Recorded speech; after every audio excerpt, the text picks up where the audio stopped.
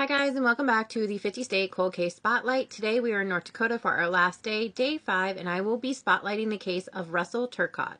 In 2002, 19-year-old Russell from Harve, Montana, who friends and family called a hippie at heart, took a road trip to attend the Rainbow Gathering in Michigan. Russell called his mother from a mini mart in Grand Forks on the 13th of July, 2002, and told her that he needed $75 to get on a train to get home. Russell's mother, Linda, went ahead and wired Russell $100, but Russell never showed up the next morning to claim it. Russell was known to be a free spirit and a wanderer at heart, but he wouldn't go without contacting his family, so they knew when he didn't show up that morning, something was up. Russell's 24-year-old brother, Buck of Wolf Point, said, quote, "He's a happy-go-lucky kid. He stays in contact all the time. He's a good family person. I don't think he ran away from family," unquote. Russell's family immediately contacts the Grand Forks police, and Linda said at first when she told the dispatcher what was happening, the dispatcher chuckled and told her to wait a few more days. They then told her to file a missing report with her local agency in Wolf Point. She said she was told by Grand Forks police that they don't have primary jurisdiction in the beginning. After the weekend passed and Russell's family hadn't heard from him, they decided they were going to Grand Forks to look for him. They would stop at every roadside spot on the side of the road that looked interesting, every truck stop, and every town from Grand Forks to Wolf Point. His family also stopped at every police station they saw on the way there and asked about Russell.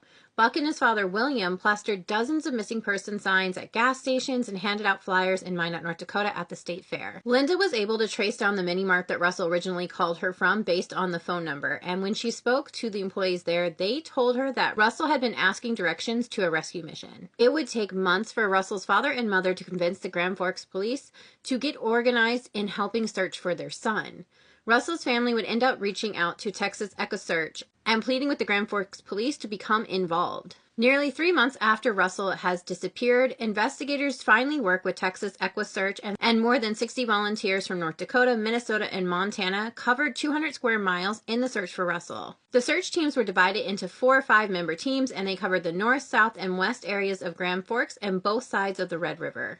Investigators stated that it was more difficult for them to get involved in Russell's case at the beginning because they weren't certain that he was missing due to his vagabond lifestyle, and he was known to hitchhike. Bill, Russell's father, said, quote, "They acted like this was a little hippie kid who wandered off, and we told them that isn't the case," unquote. Bill said from the beginning the police department would never take him seriously, and he believed that it was the fact that Russell was an American Indian and enrolled member of the Turtle Mountain tribe of the Chippewa, like his father and siblings, and that affected their urgency in searching for his son. On November 5th, 2002, Russell's remains were found about 12 miles northwest of Devil's Lake along the U.S. Highway 2. He was discovered in a row of trees, and his autopsy showed that he had been beaten to death. It would take investigators 3 years later to piece together a little bit more about the days leading up to Russell's disappearance. Earlier that July, they were able to confirm that Russell had been seen at the Rainbow Hippie Gathering in the Upper Peninsula of Michigan. On his way home, he stopped at his friend's place in Brainerd, Minnesota, and spent the night July 12th in Fargo with new friends he had just met. The following day, he would hitchhike to Grand Forks and spend time at the Simonson truck stop on U.S. Highway 2. This is where he would call his mother, Linda, July 13th. She said he seemed okay and he just needed money wired so he could get home faster. Since Russell never picked up the money on July 14th like he was supposed to, investigators arrived that he disappeared sometime between overnight of July 13th and into the 14th. Russell's family also publicly stated that they did wonder at this point if their son's death and investigation are less of interest to law enforcement because they and Russell are Native Americans. Russell's mother, Linda, said, quote, "I'm going to always try to be optimistic about finding who killed him.